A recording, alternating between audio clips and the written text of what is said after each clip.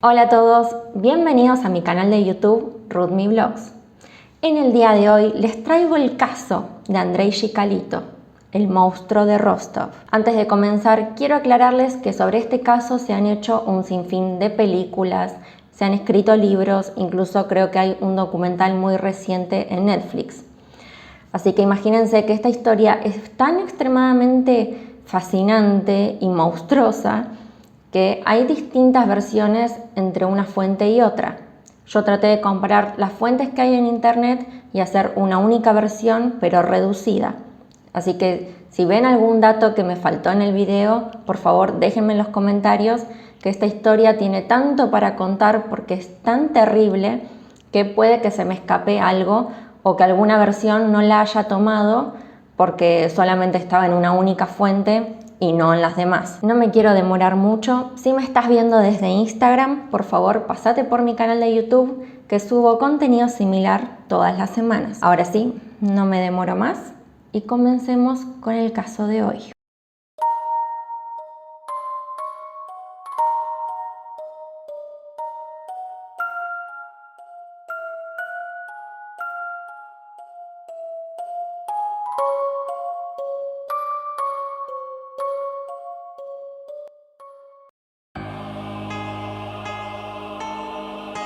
Andrei Chikatilo nació el 16 de octubre de 1936 en la localidad de Yáblonyi, en Ucrania, que entonces era una de las repúblicas soviéticas en una época de transición entre el genocidio ucraniano y la Segunda Guerra Mundial.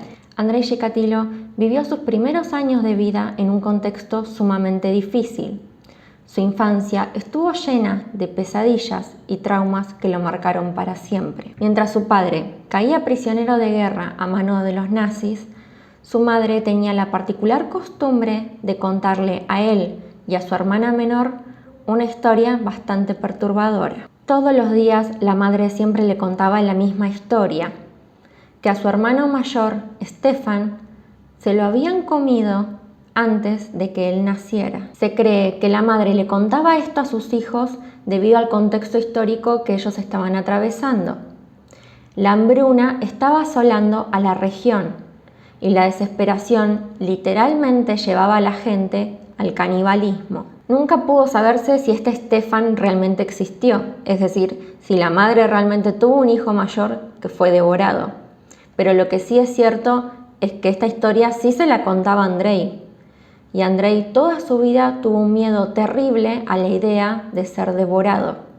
Era algo que le ocasionaba pesadillas y tenía terror que le pudiera ocurrir lo mismo que a su hermano. Por otra parte, la Segunda Guerra Mundial también había minado la psiquis del joven. Según distintas fuentes consultadas, se cree que Andrei pudo ver cómo un soldado alemán que ocupaba Ucrania durante la época de los nazis abusaba sexualmente de su madre delante de él. Todos estos episodios de la infancia, sumado a una crianza bastante sobreprotectora, forjaron en él un carácter asustadizo, tímido e introspectivo, características de su personalidad que lo acompañarían para toda la vida. Para que se den una idea, Andrei padecía de miopía, pero nunca quiso aceptarla porque le avergonzaba muchísimo tener que llevar gafas.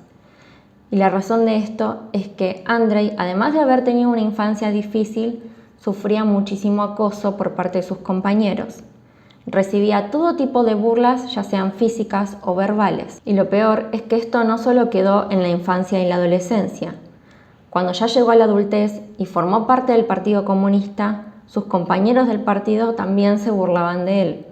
Era el saco de boxeo para todos. Nadie lo tomaba en serio. Cualquiera podía humillarlo, cualquiera podía decirle lo que quisiera, pero él nunca respondía. Él siempre se quedaba callado y aguantaba todo el tiempo. Es por todas estas características que a Andrei le costaba muchísimo forjar relaciones.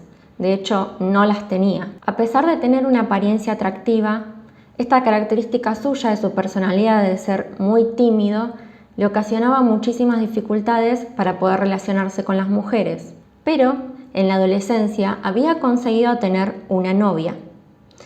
Pero lamentablemente esta relación no duró mucho debido a que Andrei no podía mantener relaciones sexuales, sufría de impotencia, un hecho que se hizo completamente público en el pueblo donde vivía. Todos sabían que Andrei Chikatilo era impotente. Decidido a dejar atrás esos miserables años de infancia y juventud, el joven Chikatilo emigró a Moscú en 1955. Instalado allí, intentó ingresar a la universidad y eligió la carrera de Derecho, pero lamentablemente fue reprobado en el examen de ingreso. Algo bueno a destacar en la personalidad de Andrei es que este hecho puntual no lo detuvo. Él quería ser un hombre instruido y se ocupó todos los siguientes años de su vida en estudiar.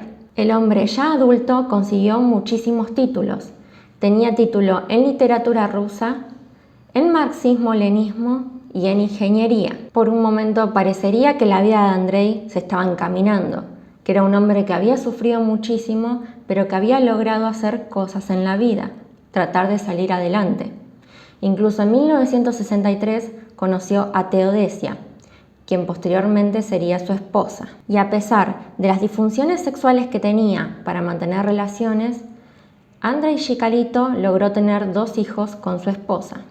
Pero, según varios informes sobre la vida de Chikatilo, la forma en que quedó embarazada su esposa era gracias a que él eyaculaba en su mano y posteriormente introducía sus dedos dentro de su mujer. De puertas para afuera, Chikatilo parecía tener una vida envidiable. De hecho, él y su esposa parecían una familia perfecta. Pero la realidad era muy distinta. Y es que Andrei y su esposa discutían todos los días, debido a que ella quería tener relaciones sexuales, pero él no podía. Él nunca podía tener ni una sola erección con ella. Y es así como llegamos al año 71, en que Andrei consiguió trabajo como profesor en una escuela secundaria. Es allí cuando pensó que su profesión le daría el respeto de los jóvenes, el respeto que toda su vida había necesitado, pero esto no fue así. Los estudiantes lo desobedecían, no respondían a sus consignas, fumaban delante de él y le habían puesto de sobrenombre el ganso. Así que poniéndonos en contexto, fue un niño traumatizado desde la infancia, con anécdotas sobre canibalismo y mutilación, una época asolada por la hambruna y la guerra y el genocidio. Su padre estaba completamente ausente debido a que había sido prisionero de los nazis. Tenía impotencia sexual, no tenía un solo amigo y nunca había sido respetado por absolutamente nadie. Y fue en esta etapa de su vida, en su función de educador, que la parte más oscura de Andrei comenzó a salir a flote. El monstruo latía en su interior. Algo se había quebrado dentro de Andrei Chikatilo. En 1974, Andrei fue expulsado de la escuela donde trabajaba debido a las reiteradas denuncias por parte de sus alumnos por abuso sexual. De acuerdo a los perfiles psicológicos, Andrei había volcado todas sus frustraciones sexuales en los menores, ya sean niños o niñas. Y la peor parte es que esto era solo el comienzo. Todo iba a ser muchísimo peor. Como ya no tenía más lugar en la pequeña ciudad donde vivía, se mudó con toda su familia a una pequeña ciudad en Shakhtia, donde comenzó a trabajar en un instituto de formación profesional, mientras que clandestinamente compraba una pequeña casa, más bien una pequeña choza, a las afueras de la ciudad. Y es en esta casa donde llevaría adelante su doble vida. Y es así como llegamos al fatídico día en que Andrei Chikatilo cometió su primer crimen, ya teniendo 42 años de edad.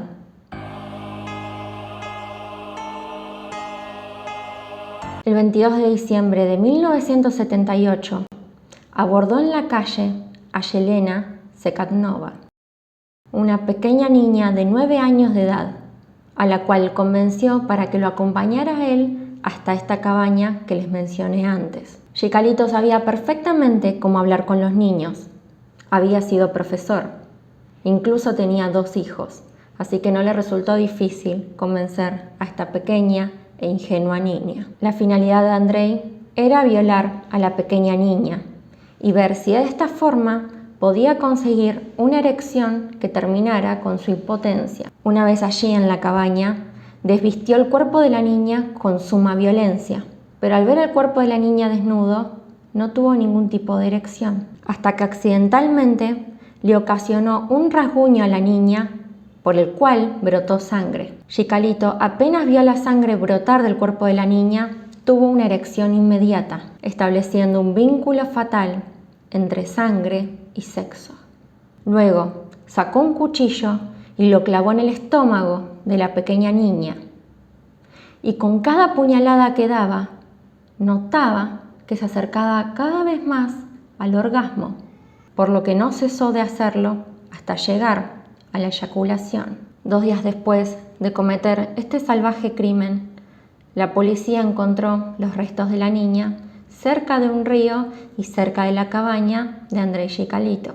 El cuerpo de la niña había sido salvajemente mutilado, pero había otra característica en su cadáver, una característica que sería la firma de todos los crímenes de Andrei Chicalito, y es que a la pequeña niña le habían sacado sus 2 ojos. Los policías interrogaron al hombre, pero su perfil de buen ciudadano, de hombre trabajador, que formaba parte del Partido Comunista, no era el perfil que ellos buscaban. Así que terminaron culpando de este caso a otro agresor sexual de la zona, a Alexander Kravchenko. En 1981, Andrei se convirtió en un funcionario de abastecimiento de una fábrica. Y este trabajo le proporcionaba la fachada perfecta, ya que gracias a este él podía viajar por distintos puntos de la ciudad. Básicamente se la pasaba viajando de lugar a lugar. 3 años pasarían antes que Chicalito decidiera cobrarse a su segunda víctima. Y fue el 3 de septiembre de 1981 que Andrei se topó con Larisa Tavchenko, una prostituta de 17 años de edad. Él la convenció de ir al bosque para mantener relaciones sexuales. Pero al momento de concretar el hecho, Andrei no tenía ninguna erección. Y este hecho provocó que la jovencita se burlara de él y se le riera. Ante las risas de la joven, que él percibió como una humillación directa, una ira desbordante comenzó a apoderarse de Andrei Chicalito, que no dudó ni un segundo en abalanzarse sobre la joven y comenzar a estrangularla. Una vez muerta, eyaculó sobre el cadáver de la joven y, como si esto fuera poco, comenzó a morder salvajemente su garganta, cortó sus senos y en un ataque de frenesí se comió sus pezones. Los 2 primeros asesinatos de Chicalito podrían decirse que fueron fortuitos, es decir, que sus intenciones primariamente eran de índole sexual. Pero al atacar a sus víctimas y ver el terror que les generaba y la sangre que podía ver al cortar sus cuerpos, fueron lo que terminaron provocando su erección sexual. Eran los gritos de terror lo que lo excitaban, y era el asesinato en sí lo que representaba para él el acto sexual supremo. Según un perfil psicológico realizado por Alexander Bukanovsky, el criminal utilizaba el cuchillo como un reemplazo de su miembro, y la sensación de poder que sentía suplía sus frustraciones sexuales. Es a partir de este momento que Chicalito comenzaría su nefasta carrera como asesino serial. El modus operandi era siempre el mismo, o más o menos similar: contactar a sus víctimas, que normalmente se encontraban solas, ya sea en bosques o estaciones de ómnibus o de tren, convencerlas de ir hacia un lugar boscoso o descampado y allí cometer sus salvajes crímenes. A los niños y a las niñas solía engañarlos con comida, y una vez que los tenía en el lugar preciso donde él quería, allí se destapaba la barbarie. Llegaba incluso a arrancar pedazos de carne de los cuerpos de sus víctimas mientras intentaba violarlas. Pero también era un destripador, porque siempre que utilizaba su cuchillo le arrancaba muchísimos órganos a sus víctimas, y en algunos casos se los comía. También tenía la ficción de devorar los pezones de sus víctimas mujeres. Esto podía hacerlo a mordiscos o con el cuchillo. En el caso de los hombres, siempre les amputaba sus genitales y en algunos casos incluso llegaba a morderlos. Pero no solo hacía estas cosas, sino que también Chicalito normalmente le quitaba los ojos a sus víctimas. Se dice que hacía esto porque él creía que en la retina quedaba la última imagen que las víctimas habían visto antes de morir, es decir, la de él, y que esto podría llevarlo a la cárcel. Pero otros psicólogos dicen que Chicalito hacía esto para deshumanizar a sus víctimas. Sacándole los ojos, dejaba de verlos como seres humanos y los podría tratar como simples objetos. A pesar de que Andrei comenzó a cometer sus crímenes en el 78, no fue hasta 1984 que las autoridades rusas admitieron que se encontraban ante un asesino serial y comenzaron realmente una investigación en serio. Gracias a los oficios de un policía, Andrei había sido arrestado una vez, debido a que ya lo había visto con actitudes sospechosas frecuentando jóvenes en una estación de autobuses. Cuando revisaron su maleta, encontraron una soga, cuchillos y material pornográfico. Pero así todo, lamentablemente, Andrei Chicalito fue liberado al poco tiempo. Y es que, como dije anteriormente, su figura de padre de familia y miembro del Partido Comunista lo alejaban completamente de la persona que ellos creían que era típico asesino. Y ustedes se preguntarán, ¿por qué las autoridades se negaban tanto en investigar a Andrei? Porque es la segunda vez que cuento que él está en una actitud sospechosa y sin embargo es liberado. Y hay una razón política dentro de esto. Y es que para las autoridades soviéticas era imposible que en el comunismo existiera un asesino serial. Eso era algo que pasaba en el capitalismo decadente. Y es por este motivo que la prensa tenía prohibido divulgar todos los asesinatos en masa que estaban sucediendo a lo largo de esos años. Y es por estas razones políticas que los oficiales a cargo de todos estos casos estaban atados de pies y manos. No tenían los recursos necesarios y el gobierno no les estaba dando los suficientes hombres para llevar a cabo un operativo para encontrar a este asesino. Así que le pidieron a Alexander Bukanovsky, un psiquiatra que durante años había seguido los casos de este asesino, no como simples hechos aislados, sino como perpetrados realmente por un asesino serial, y había logrado armar un perfil psicológico que increíblemente se acercaba muchísimo a Andrei Chicalito. Dijo que el asesino debía tener entre 25 y 50 años, que debía medir aproximadamente 1,67 m, que debía ser heterosexual. Y dijo esto debido a que, si bien Chicalito atacaba a los niños varones, siempre les amputaba sus genitales, y que esto lo hacía para feminizarlos. El resto de sus víctimas eran chicas, pero por sobre todo jóvenes o niñas. No era creativo ni demasiado inteligente, aunque él sí lo creía. Era narcisista y arrogante, era tímido, aunque integrado en la sociedad, no estaría casado, y en caso de estarlo, su mujer llevaría una vida independiente y tendría antecedentes de violencia sexual. Fue recién en 1990 y con el sistema soviético resquebrajándose, los policías encargados del caso tuvieron muchísima más libertad para poder operar en esta situación. Entonces contaron con muchísimos hombres y los distribuyeron de civil en todas las estaciones donde supuestamente el asesino normalmente frecuentaba a sus víctimas. Y es así, como en una de estas paradas un policía notó que en las oscuridades del bosque salía un hombre con una marca que parecía ser sangre en el cuerpo y con los pies llenos de barro. Lo que hizo el policía fue acercarse hasta este individuo y pedirle sus datos. Al día siguiente, cerca del mismo lugar donde había encontrado a este sujeto, apareció el cadáver de una pequeña niña. Y este sospechoso, que no era otro que Andrei Chicalito, fue finalmente arrestado. Los intentos por hacer que Andrei Chicalito confesara sus crímenes fueron intensos y vehementes. Fueron intensos días de extenuantes interrogatorios intentando que él pisara el palito, se quebrara o hiciera algo que confirmara que él era el autor de todos esos crímenes y todos esos casos sin resolver. Y ya llegado al 10º día de detención, Chicalito no había soltado ni una sola palabra. Y es en este momento que las autoridades ponen en marcha el plan B, utilizar la psiquis del asesino. Es así como aparece en escena una vez más el psiquiatra Alexander Bukanovsky. Los agentes le pidieron por favor al psiquiatra que intercediera en este caso y que interrogara al asesino.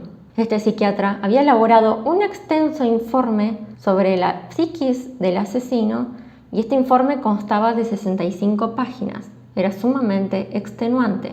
El psiquiatra se sentó al lado del asesino serial y pacientemente le leyó hoja por hoja. Y cada hoja tenía detalles muy personales sobre la mente de Andrei Chikatilo. Y Andrei, al escuchar una descripción tan exacta de su propia vida, al poder escuchar en palabras de otra persona todas sus miserias, comenzó a quebrarse. El llanto comenzó a apoderarse de él y en un momento de completa vulnerabilidad, entre sollozos, reconoció todo lo ocurrido. Ese mismo día, el carnicero de Rostov, un monstruo que había sido perseguido durante años, confesó haber asesinado entre niñas y niños y jóvenes a 53 personas. Este hombre se cobró la vida de 53 personas. Un Andrei Chikatilo de 56 años y ya apresado comenzó a ayudar a la policía para encontrar los cadáveres que aún no se habían encontrado y para reconstruir las escenas de todos sus crímenes. Chikatilo, utilizando un muñeco otorgado por la policía, hacía una reconstrucción exacta de todo el crimen. Y esta es la parte más inquietante y que hacía que las autoridades no pararan de sorprenderse. Y es que recordaba todo, absolutamente todo, lo que le había hecho a los cuerpos de sus víctimas. Cada asqueroso detalle. Cada cosa que se comió, cada parte del cuerpo que quitó, se acordaba de todo. En abril de 1992 comenzó el juicio al criminal. Rapado y con una mirada extraviada y sin sus habituales lentes, Chikatilo transitó su juicio encerrado en una pequeña jaula a un costado del estrado. El motivo de que su juicio se hiciera con él encerrado en una jaula era para evitar la furia y los ataques de los cientos de familiares de sus víctimas que entre gritos y llantos habían copado el tribunal. Cuando le tocó el turno de hablar, el carnicero de Rostov dijo un montón de incongruencias que duraron como 2 horas. Dijo que tenía la maldición de ser impotente y que en principio no tenía la intención de matar, pero que luego algo se apoderaba de él y perdía por completo el control. Luego, para aparentar una locura, comenzó a decir insultos, groserías, se bajó los pantalones y exhibió sus partes íntimas ante todos los presentes y ante todos los familiares de las víctimas que les arrebató. La estrategia de hacerse pasar por loco no le sirvió mucho, ya que 3 informes psicológicos descartaron este último intento del criminal. En octubre de ese mismo año, Chikatilo fue condenado a muerte por el asesinato de las 53 personas. Andrei intentó jugar su última carta para salvar su vida a cambio de una cadena perpetua y le solicitó el perdón al presidente ruso, que en ese entonces era Boris Yeltsin, y escribió la siguiente carta. Me detuvieron el 20 de noviembre de 1990 y he permanecido bajo custodia desde entonces. Quiero exponer mis sentimientos con sinceridad. Me hallo en un estado de profunda depresión y reconozco que tengo impulsos sexuales perturbados. Por eso he cometido ciertos actos. Anteriormente busqué ayuda psiquiátrica por mis dolores de cabeza, por la pérdida de memoria, el insomnio y los trastornos sexuales. Pero los tratamientos que me aplicaron o que yo puse en práctica no dieron resultados. Tengo esposa y 2 hijos y sufro una debilidad sexual. Sufro de impotencia. La gente se reía de mí porque no podía recordar nada y porque no me daba cuenta que me tocaba los genitales muy a menudo. Me siento humillado. La gente se burla de mí en el trabajo y en otras situaciones. Me he sentido degradado desde la infancia y siempre he sufrido muchísimo. En mi época escolar estaba siempre con dolor de estómago a causa del hambre e iba vestido con harapos. Todo el mundo se metía conmigo. En la escuela estudiaba con tanta intensidad que a veces perdía la conciencia y me desmayaba. Soy un graduado universitario. Quería demostrar mi valía en el trabajo y me entregué a él por completo.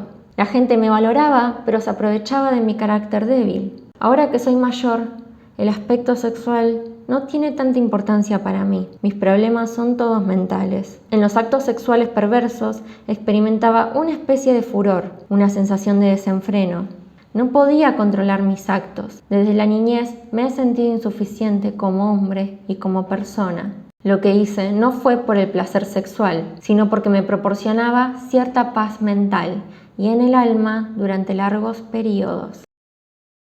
Pero el perdón que solicitó Andrei le fue denegado y el 14 de febrero de 1994, a las 8 de la noche, el asesino serial más cruel y sanguinario de la ya inexistente Unión Soviética moría en el salón de la prisión de Rostov, ejecutado por un guardia con un tiro en la nuca.